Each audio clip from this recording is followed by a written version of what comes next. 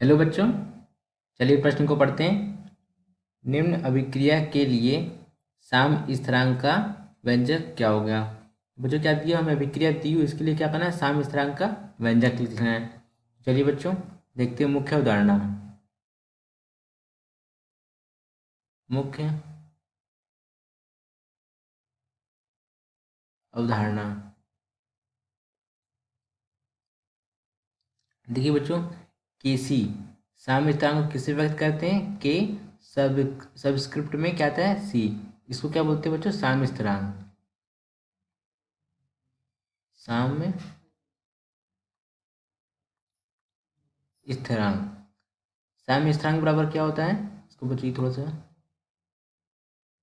साम्य स्थिरांक, साम्य स्थिरांक बराबर होता है उत्पाद के सक्रिय मात्राओं का गुणनफल। आप लिख लेते हैं, उत्पाद के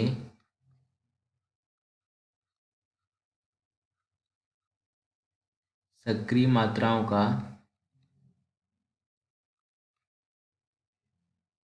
सक्रिय मात्राओं का गुणनफल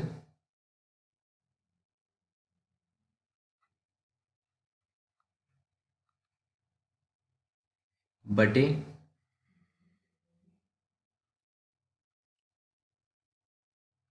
अभिकारक के सक्रिय मात्राओं का गुणनफल।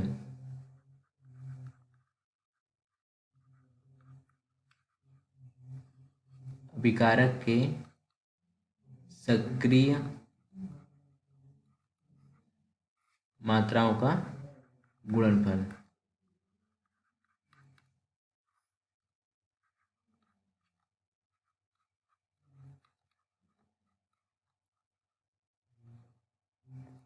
अब देखिए बच्चों, यहाँ पे ये क्या लिखा है, सक्रिय मात्राओं का गुणनफल। तो बच्चों एक काम करते हैं, यहाँ पे अब आप क्या कहते हैं, हमें निम्नलिखित अभिक्रिया दी हुई है, इसमें हम क्या करेंगे, साम्य स्थिरांक लिखेंगे। तो बच्चों एक मैं छोटा सा उदाहरण दे देता हूँ आपको। यहाँ पे मान लेते हैं हमारे पास क्या बच्चों, ए और प्लस बी।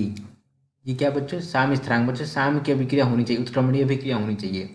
तो हमारा सी दे रहा है। अब इसके लिए हमें क्या लिखना है बच्चों, साम्य स्थिरांक लिखना है। तो कैसे लिखेंगे बच्चों, देखिए यहाँ पे सी की सांद्रता यानी कि उत्पाद की सांद्रता बटे अभिकारक क्या बच्चों, ए की सांद्रता गुणा बी की सांद्रता।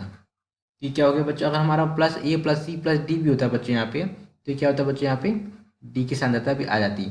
तो बच्चों उत्पाद की सांद्रता बटे अभिकारक के सक्रिय द्रव्यमानों का गुणनफल। देखिए बच्चों क्या किया, उत्पाद के सक्रिय मात्राओं का गुणनफल बटे अभिकारक के सक्रिय द्रव्यमानों का सक्रिय मात्रा का गुणनफल के अनुपात को क्या कहते हैं बच्चों, साम्य स्थिरांक कहते हैं। अब बच्चों क्या कहते हैं, निम्नलिखित अभिक्रिया के लिए हम क्या करते हैं बच्चों, यहाँ पे लिख लेते हैं साम्य स्थिरांक। तो के सी बराबर क्या हो जाएगा, के सी बराबर हो जाएगा उत्पाद में। देखिए बच्चों ये क्या हमारा उत्पाद में, देखिए एल्यूमिनियम 3+ है, यहाँ पे लिख लेते हैं एल्यूमिनियम 3+,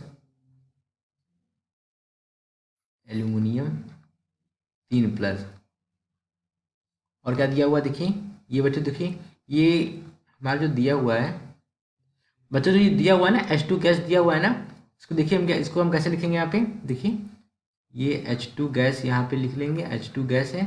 और प्लस वो जो अभिक्रिया की कोटि होती है ना बच्चों, एन सांद्रता क्या होता है बच्चों, सांद्रता का घात एन होता है। एन क्या होता है, अभिक्रिया की कोटि होती है। इसमें अभिक्रिया की कोटि कितनी दी हुई, 3/2 दी हुई है। तो बच्चों 3/2 कहाँ पे आ जाएगी, हमारे घात में आ जाएगी।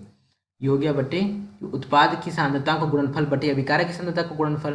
अभिकारक हमारा क्या था, एल सॉलिड दिया हुआ है, एल्यूमिनियम दिया हुआ है, सॉलिड में दिया हुआ है ये हमारा। और क्या दिया हुआ बच्चों, यहाँ पे देखिए और दिया हुआ है H+,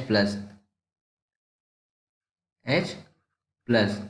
इसकी घात कितनी हो जाएगी, 3 हो जाएगी, सांद्रता की घात 3 हो जाएगी। देखिए बच्चों अब यहाँ पे एक बात याद रखिएगा कि जो मोलर सांद्रता होती है ना, जो सक्रिय मात्रा होती है वो क्या होती है, ठोस के लिए 1 होती है। क्या होती है बच्चों, ठोस के लिए 1 होती है। यहाँ पे लिख देता हूँ बच्चों,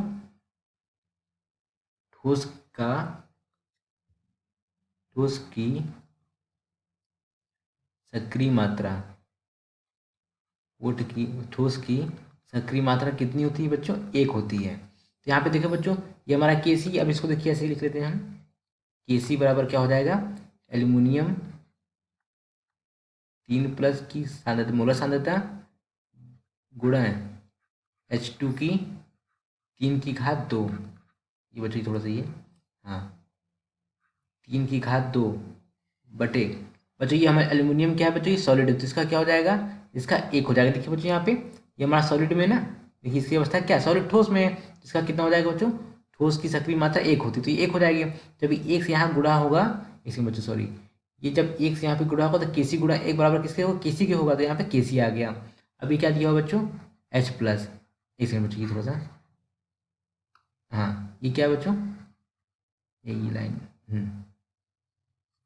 एच प्लस, एच प्लस इस सक्रिय द्रव्यमान की घात 3 दिया हुआ है।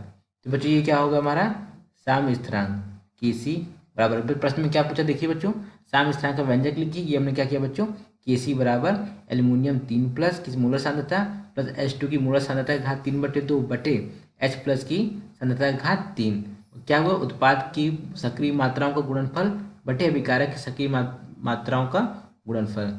आशा करते हैं आपको समझ आया होगा। धन्यवाद।